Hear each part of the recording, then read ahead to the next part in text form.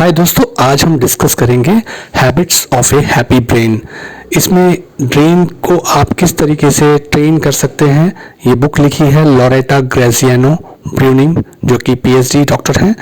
तो आप खुश होने का मतलब क्या समझते हैं?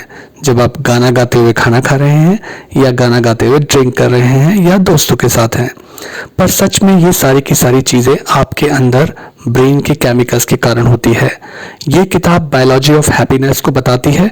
इसकी लेखिका लोरेटा ग्रेजियानो ब्रूनिंग, जो कि founder of inner mammal institute हैं। होमो सेपियंस यानी कि हम मैमल ग्रुप में आते हैं, उसमें लायन, कैट, माउस सब आते हैं। हमारे हैप्पीनेस के ऑर्गन सबके सेम हैं, पर क्योंकि मनुष्य यानी कि हम कॉम्प्लिकेटेड ब्रेन रखते हैं, उसमें हजारों लाखों न्यूरल कनेक्शंस होते हैं, जिसमें बहुत सारी जानकारी तो हमें भी नहीं है कि वो किस प्रकार से काम करते हैं। उसी जानकारी को हम थोड़ा सा यहाँ पर बढ़ा रहे हैं कि हम जानवरों से अलग इसलिए हैं क्योंकि एक तो हम ब्रेन के केमिकल्स के बारे में जानते हैं, दूसरा ये कि उन न्यूरल कनेक्शंस को कैसे बनाया जाता है। तो चलिए सबसे पहले बात करते हैं डोपामिन की। इसको बोलते हैं I can get it hormone, यानी कि एक ऐसी फीलिंग कि ये काम तो मैं कर ही लूँगा। जब आप इतने कॉन्फिडेंट होते हो, आपको विश्वास होता है कि ये काम आप कर लेंगे, तब डोपामिन का रिलीज आपकी ब्रेन में बढ़ जाता है। आप वो कॉन्फिडेंस और वो खुशी फील करते हैं। जैसे शेर जब हिरन के झुंड के पीछे भागता है, तो उसको पता होता है कि वो उसको पकड़ ही लेगा, एक को तो पकड़ ही लेगा।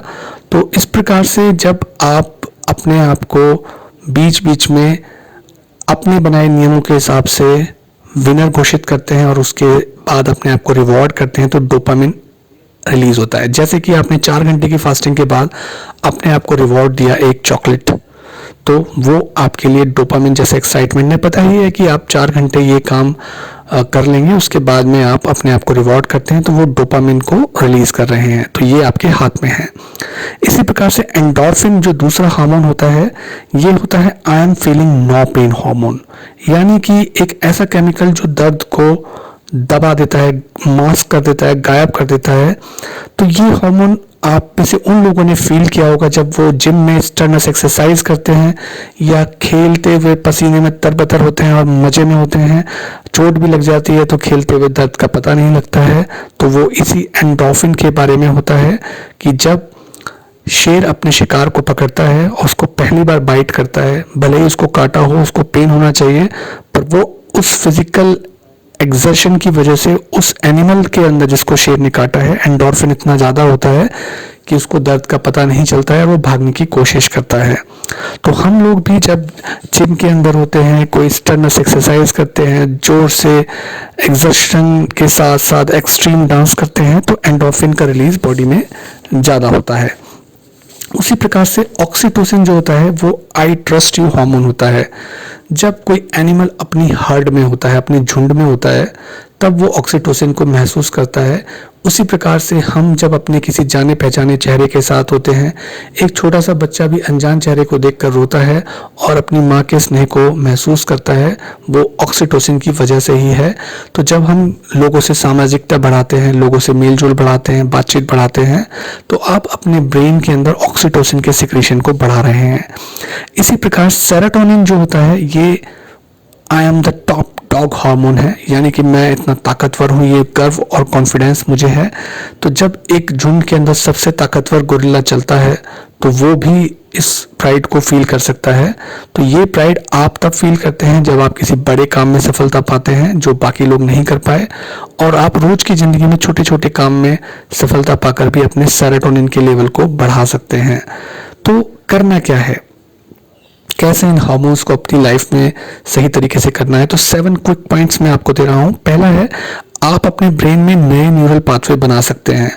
किसी भी काम को जब आप बार बार करते हैं तो आप उसकी एक आदत बना लेते हैं, क्योंकि आपने एक नया न्यूरल पाथवे बनाया है। नॉर्मली एडोलेसेंट एज तक मैक्सिमम न्यूरल पाथवे बन जाते हैं, स्पेशली 8 साल की एज तक न्यूरल पाथवे ब्रेन के अंदर बन जाते हैं, कनेक्शंस बन जाते हैं, और धीरे धीरे आप अपनी आदतें फिक्स कर लेते हो। फिर जिंदगी भर आप ज़्यादातर केसेस में वही करते हो, एक्सेप्ट कुछ जो एनवायरमेंटल स्ट्रेस की वजह से चीज़ें चेंज होती हैं, नई आदतें बनती हैं। तो बाद में भी हम कुछ कुछ आदतें बनाते हैं अपने पीयर ग्रुप, अपने एनवायरनमेंट में रहते हुए। इसी प्रकार से आप बाद में भी नई आदतें बना सकते हैं, वो पॉसिबल है। बट उस काम को आपको बार बार ब्रेन में करना होता है, मतलब बार बार उस काम को करना होता है, तो ब्रेन में वो बात रजिस्टर हो जाती है, तो उस काम को आप अपनी एक नई हैबिट बना सकते हैं। जब किसी काम को करते हुए आप फ्रस्ट्रेट होते हैं तो ब्रेन आपका सबसे आसान रास्ता चुनता है। क्यों नहीं कि जब आप फ्रस्ट्रेट हुए तो आपका ब्रेन सोचेगा कि इस फ्रस्ट्रेशन से बाहर निकलने का सबसे आसान तरीका क्या है। कोई लोग गाना सुनते हैं, कोई लोग स्मोक करते हैं, ड्रिंक करते हैं, लोगों ने अपने अपने एस्केप मैकेनिज्म बना रखे हैं।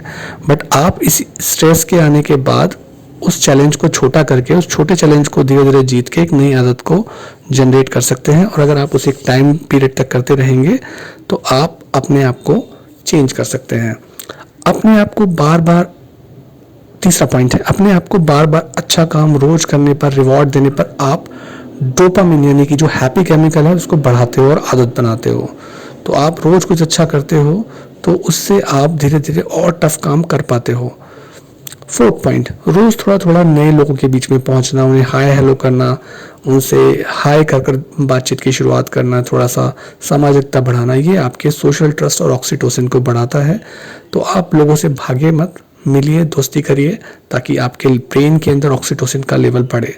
सेरोटोनिन बढ़ाने के लिए आप जो भी आपके पास है उस पर आप गॉड को रोज धन्यवाद दो, ग्रेटिट्यूड रखो, क्योंकि जब आपको ये एहसास होगा कि आपके पास क्या क्या है तो वो आपको कॉन्फिडेंस की फीलिंग दिलाएगा, तो सेरोटोनिन को बढ़ाएगा। बट अगर आप इसके अपोजिट अपनी कमी पे ध्यान देते हैं तो आप अपनी स्ट्रेस को बढ़ाते हैं, यानी कि स्ट्रेस हार्मोन होता है कॉर्टिसोल, तो आप अपने कॉर्टिसोल को बढ़ा रहे हैं। इसी प्रकार एंडोर्फिन के लिए laughing is a very good exercise, कि जोर से फेफड़ों वाली हंसी जो होती है, उस लाफ्टर से आप अपने एंडोर्फिन को बढ़ा सकते हैं। जो किसी स्टर्नस एक्सरसाइज के बाद, डांसिंग के बाद, जोर से हंसने के बाद दोस्तों के साथ, तो आप एंडोर्फिन को बढ़ा सकते हैं। बल्कि दोस्तों के साथ आप दोनों चीज़ें करते हैं, आप एंडोर्फिन भी बढ़ाते हैं और ऑक्सीटोसिन भी बढ़ाते हैं, क्योंकि सोशल ट्रस्ट भी बढ़ रहा है और एंडोर्फिन से आने वाली हंसी भी आपको खुश कर रही है। जब कभी भी स्ट्रेस आए तो ब्रेन के केमिकल्स क्या कहते हैं कि टेंशन आए तो इसका मतलब है कॉर्टिसोल बढ़ता है। करना क्या है? स्टॉप, उस काम को स्टॉप, सोचने को स्टॉप। तो ये काम होता है माइंडफुलनेस से, मेडिटेशन से। तो जब आप उस स्ट्रेस की जोन से बाहर निकल आते हो और किसी भी दूसरी तरफ अपने आप को ले जाते हो, मेडिटेशन कर पाते हो, तो आप इमीडिएटली स्ट्रेस और कॉर्टिसोल हार्मोन को कम करके अपने आप को ठंडा और ठीक कर पाते हो। सो आई थिंक इस बहुत ही ज़बरदस्त बुक ने आपको काफ़ी अच्छे आइडिया दिए होंगे। इसके अलावा भी ये चीज़ ध्यान रखनी है, एक समरी इसकी, कि डोपामिन है आई कैन गेट इट, कि आप छोटे छोटे गोल बनाओ और काम को रोज करो। एंडोर्फिन है I am feeling no pain, strenuous activity, laughter से। ऑक्सीटोसिन छोटे इंट्रोडक्शन, बातचीत से लोगों को अपना बनाना। Serotonin I am the top dog, यानी कि छोटे छोटे काम से बड़े बड़े कॉन्फिडेंस को अचीव करना। So please like and subscribe mind a book.